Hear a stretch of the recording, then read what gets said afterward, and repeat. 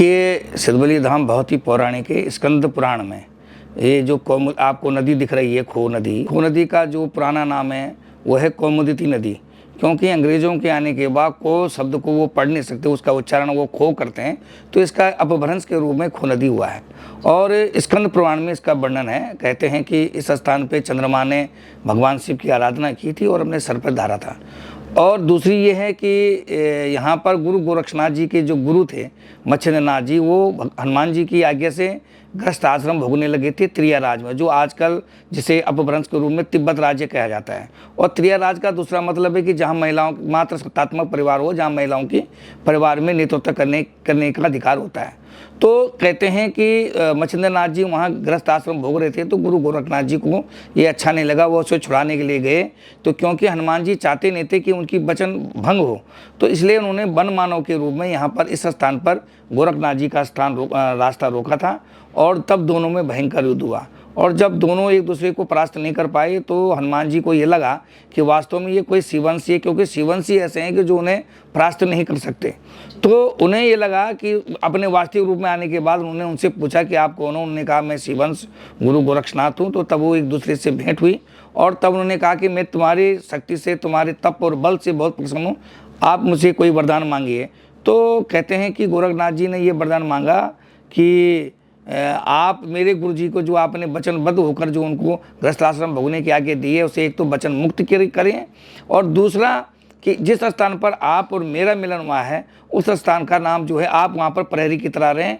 और उसी के बाद ये मान्यता है कि आज भी वचनबद्ध होकर हनुमान जी जो हैं यहाँ पर प्रहरी के रूप में रहते हैं।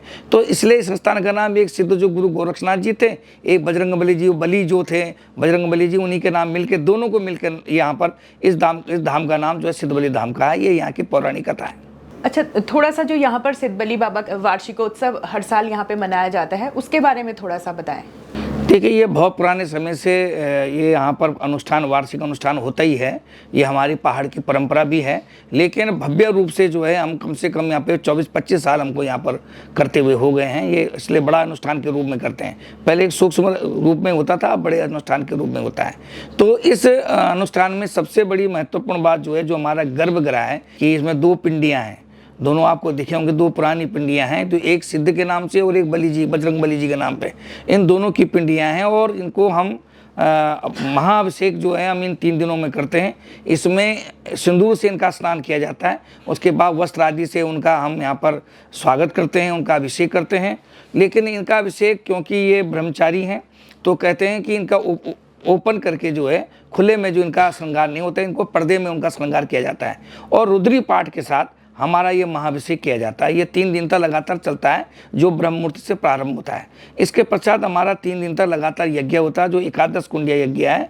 वो कुंड यहाँ पर में हमारे तमाम जो हमारे आचार्य लोग हैं, वो यहाँ पर इस कुंड में जो है यज्ञ करते हैं। और ये समाज के शुभ के लिए और समाज में सब समरसता बनाने के लिए, समाज के कल्याण के लिए ये सारे यज्ञ हमारे यहाँ श्री सिद्धबली मंदिर समिति के द्वारा आयोजित किया जाता है। इसके अलावा यहाँ पर भजन कार्यक्रम भी होते हैं। लेकिन जो सबसे महत्वपूर्ण है कि यहाँ पर 1.25 क्विंटल का करीब हमारे यहाँ रूट बनता है, जो बाबा सिद्धबली बाबा के नाम से काटा जाता है। और इसके अलावा जो हमारी पहाड़ की एक परंपरा है, भगवान का आह्वान जागर के माध्यम से किया जाता है। वो जागर का भी यहाँ पर गुणगान, जागर से भी यहाँ पर सिद्ध बाबा का गुणगान किया जाता है। और तत्पश्चात ही हम रूट काटते हैं। तो ये यहाँ की महत्ता है।